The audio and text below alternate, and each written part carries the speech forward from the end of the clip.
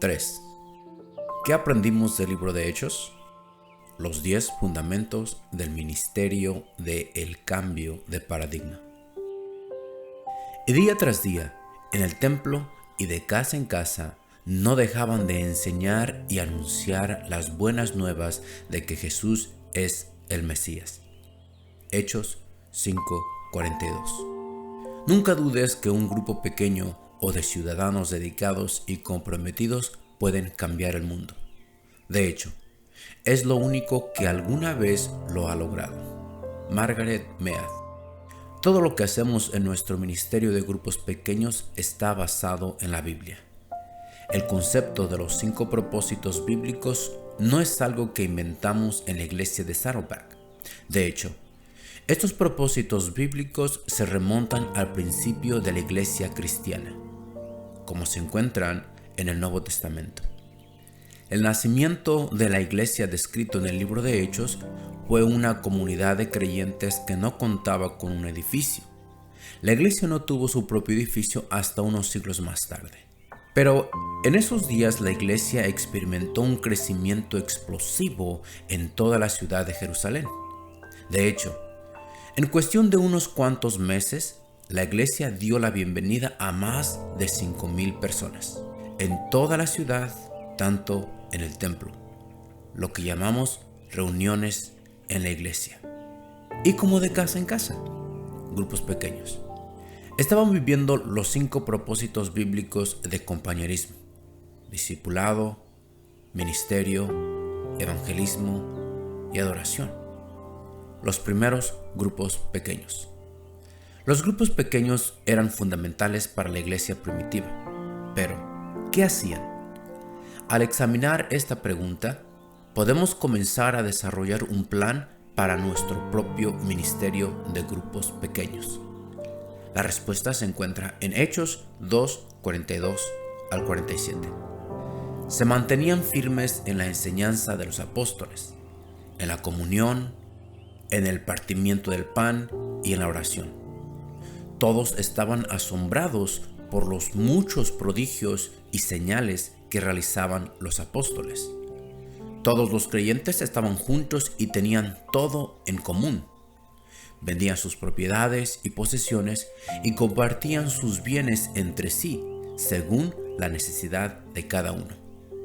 No dejaban de reunirse en el templo ni un solo día. De casa en casa partían el pan y compartían la comida con alegría y generosidad, alabando a Dios y disfrutando de la estimación general del pueblo. Y cada día el Señor añadía al grupo los que iban siendo salvos. Los grupos pequeños descritos en el libro de Hechos, que se reunían en los hogares, era una parte estratégica de la iglesia. Y la Biblia nos dice que estos grupos eran dirigidos con propósito. Tanto los grupos como la iglesia en general, o sea, todos los creyentes, se enfocaban en los 5 propósitos bíblicos. Tenían comunión, discipulaban, ejercían ministerio, evangelizaban y adoraban. Es particularmente significativo ver que equilibraban los propósitos bíblicos, lo cual es básico para un ministerio saludable. Así como era de real en los tiempos bíblicos, este balance de propósitos es vital para la salud de los grupos actuales. Desafortunadamente, hoy la mayoría de grupos se enfoca solamente en uno de los propósitos. Son solamente un grupo para compañerismo, un grupo de servicio, un grupo de discipulado o alguna otra clase de grupo. En Saddleback encontramos que si deseamos tener un ministerio saludable de grupos pequeños, teníamos que instalar la idea del balance en el ADN de la iglesia, en cada grupo de la iglesia y en la vida de cada persona de la iglesia. 1. Ellos tenían compañerismo. La membresía en el cuerpo de Cristo significa que podemos identificarnos con una familia, la familia de Dios. Se unieron en compañerismo, compartían la comida con alegría y generosidad. Hechos 2:46. Siempre me ha captado mi atención leer lo que Jesús hizo después de ser bautizado y ser tentado en el desierto. Y fue a buscar 12 hombres para formar un grupo pequeño. Es decir, Jesús vio el valor del discipulado relacional en un contexto de grupo y la necesidad de tener compañerismo. ¿Se llevan bien los miembros de sus grupos? ¿Se divierten en las reuniones? ¿Hay usualmente mucha risa y buena comida? Si es así, el compañerismo se está dando, ¿verdad? No necesariamente. A menudo el compañerismo no es más que pasar juntos por un rato. Sin embargo, el verdadero compañerismo va más allá de la imagen superficial que las personas presentan ante todo mundo. El verdadero compañerismo no solamente conecta a unos miembros con otros, sino que los conecta también con Cristo. 2. Fueron discipulados y crecieron espiritualmente. La Biblia dice, se mantenían firmes en la enseñanza de los apóstoles. Hechos 2:42. Eso significa que se dedicaban a crecer en Cristo y a madurar. Evidentemente, no solamente escuchaban la enseñanza de los apóstoles en el templo el día de reposo u otros días, sino que también se reunían en sus casas, estudiaban y practicaban lo que estaba siendo enseñado en el templo. Hacer un estudio bíblico es solamente una pieza del discipulado. Desafortunadamente, es frecuentemente la única parte que la mayoría de grupos logran. Con intención y enfoque, los miembros de los grupos pueden comenzar a ver el discipulado no solo como aprender de la palabra de Dios, sino también cómo vivir su verdad en cada aspecto de sus vidas a través de los 5 propósitos bíblicos. Ellos pueden comenzar a identificar y dar su próximo paso espiritual, así como también ayudar a otros a identificar el de ellos. 3. Se ministraban unos a otros. Compartían sus bienes entre sí según la necesidad de cada uno. Hechos 2:45. Eso es el ministerio, creyente a creyente. Estos grupos se volvieron una fuente de apoyo, ministerio, benevolencia, caridad y comida compartida. Todo en un concepto de grupo. Los grupos pequeños necesitan ser más que una reunión que sucede cada jueves por la noche. Deben estar comprometidos ministerialmente y en suplir las necesidades de las personas en el cuerpo de Cristo. Algunas veces el ministerio se dará en su mismo grupo cuando la gente pase una crisis. Otras veces, un miembro del grupo podría usar sus dones para ayudar a alguien en el cuerpo. 4. Evangelizaron al perdido. Esta era su misión. Y cada día el Señor añadía al grupo los que iban siendo salvos. Hechos 2:47. Si va a pescar solamente una vez por semana, como los servicios del fin de semana, usted solamente va a pescar un pez o 2. Si va de pesca durante la semana, los grupos pequeños, el número de peces incrementará dramáticamente. Cuando todos los propósitos bíblicos están viviéndose dentro de un grupo y en la vida de cada miembro, el producto natural será el evangelismo. Las personas son atraídas a la clase de cambios que ven suceder en las vidas de cristianos saludables. El evangelismo puede suceder personalmente, localmente y globalmente.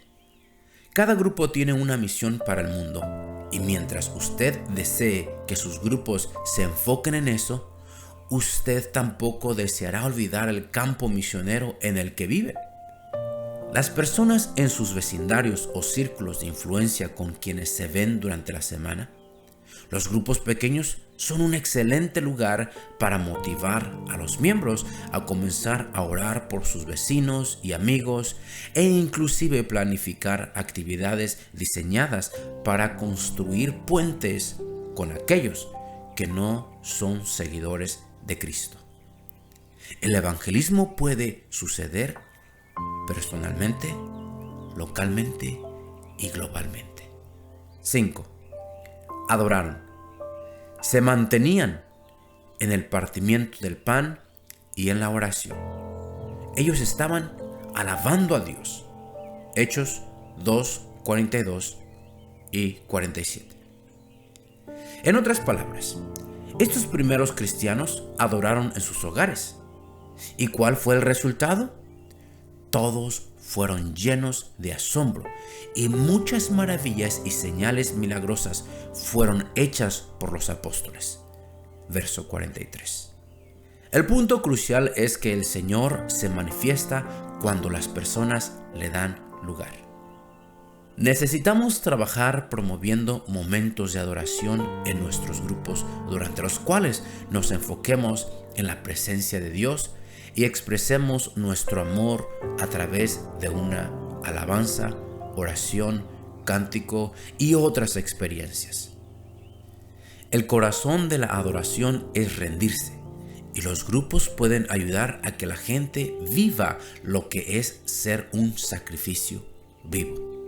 En el libro de Romanos se nos dice: por lo tanto, hermanos, tomando en cuenta la misericordia de Dios, les ruego que cada uno de ustedes, en adoración espiritual, ofrezca su cuerpo como sacrificio vivo, santo y agradable a Dios. Romanos 12:1. La vida en un grupo motiva la transparencia entre los miembros al recibir el apoyo que necesitan en su caminar cristiano. Esta transparencia incrementada provee el terreno fértil para que suceda la adoración. Propósitos balanceados.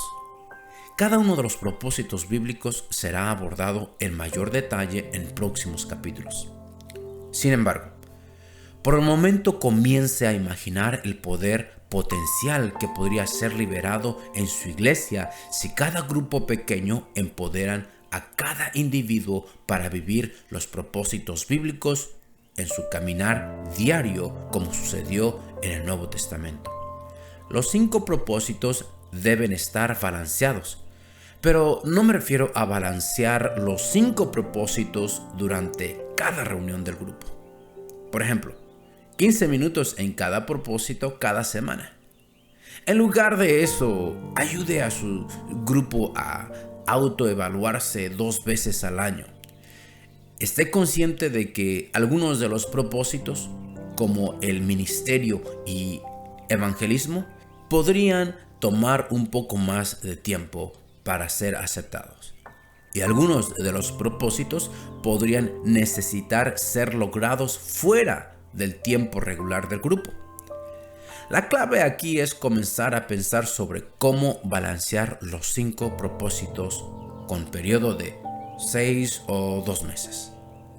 En Saddleback usamos herramientas llamadas Plan Personal de Salud Espiritual y el Plan Saludable de Grupos para ayudar a los grupos a comenzar el proceso y desarrollar salud y balance. Una vez más, todo esto será más ampliamente descrito en próximos capítulos. Por ahora, comience a imaginar las posibilidades. Preguntas finales. 1. ¿Qué refuerza el libro de los Hechos para su ministerio actual? 2. ¿Cómo moldea el libro de los Hechos su ministerio de grupos pequeños? 3. ¿Por qué está involucrado en el liderazgo de grupos pequeños? 4. ¿Cómo suplen sus necesidades la gente de su iglesia? 5. Si su iglesia duplicara en tamaño mañana, ¿podría su gente ver suplidas sus necesidades en su actual sistema de cuidado? ¿Son sus grupos una parte estratégica de su iglesia? 6. Si es así, ¿de qué manera esos grupos ayudan a su iglesia para llegar a sus metas? 7. Si no es así, ¿cómo podrían sus grupos pequeños ser un reflejo de su iglesia?